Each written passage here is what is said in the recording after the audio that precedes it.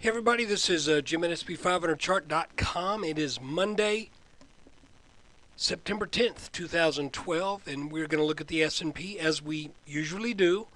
Before we do it, I got to remind you again that the website and the video are for educational purposes only. Nothing stated at the site or in this video is intended to be used as investment advice. I can draw lines on charts, but you have to draw your own conclusions from your own research and make investment decisions that are suitable for your personal financial situation. I'm not a licensed financial professional. I'm just a guy that draws lines on charts.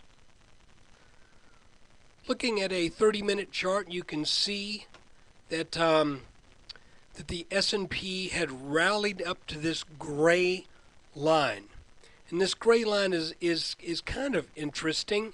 I want to show you, for those who might be new, where it has its genesis, and it's a little bit of an esoteric thing, if you don't mind me using a fancy word.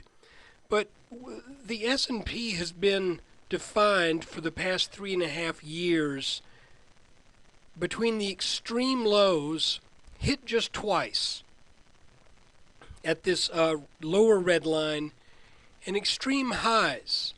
Well, I don't want to say extreme highs. For the time, the extreme highs of 2010 and 2011. 2012, we got over the high of 2011. But we have failed to get all the way up to tag this red line, which tells me that with the failure to do that, the market may be giving us a clue that it's starting to get weary. And what I've noticed too is that in between these extremes, extreme highs, extreme lows, and you see how this is making a little bit of a wedge shape. For what that's worth, I wouldn't worry about that, to be honest with you, because there's plenty of play between the top and the bottom. If this were to ever act as an ascending wedge, it would do so well into the future, and probably when the S&P, and I'm not saying the S&P is going to do this, but I wouldn't expect the effects of a wedge to take place unless the S&P 500 was going to get into probably the low 2000s. I'm just telling you, because the psychology of a rising wedge is that eventually there's just no play between those two lines, so nobody's really interested from the buying side of the equation. There's still plenty of people and plenty of room to make money in between these two red lines. It's only when they get very close together that you would see the wedge start to have the wedge effect. Now, that doesn't mean this bottom line can't break, but what it means is, for right now, I'm treating this more, in my own thinking, more like a channel than a rising wedge. If it stays in this channel between here and here, eventually we have to start looking at the aspect of a wedge. But anyway, I digress.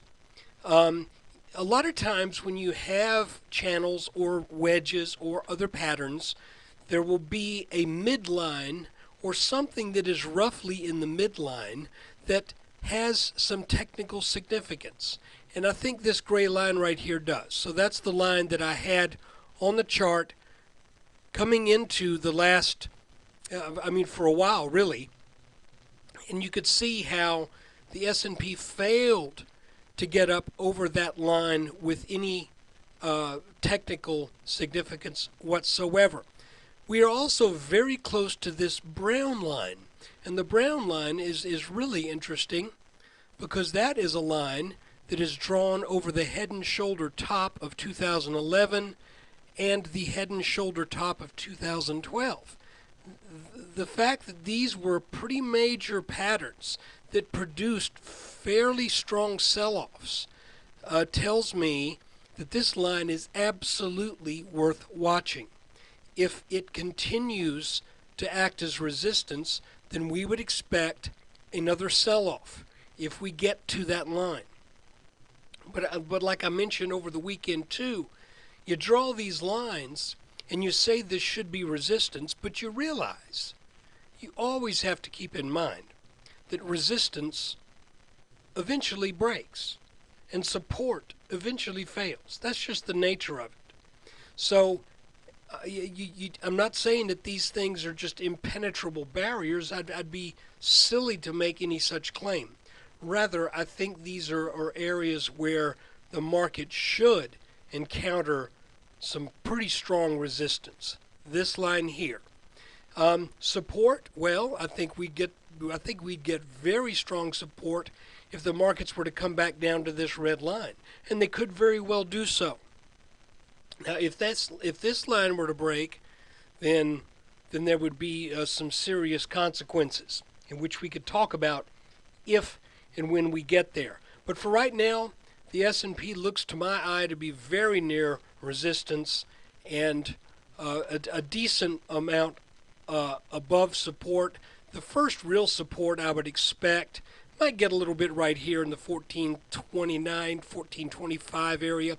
But the next decent support I would expect would be around 1400 from this little neckline right here.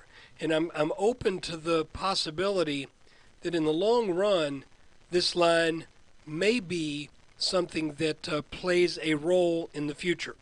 So I'm keeping this here, and as we keep going out to the side, I will keep extending this because I think that 1400 level, actually this line is more like 1398, but I think that is an important level.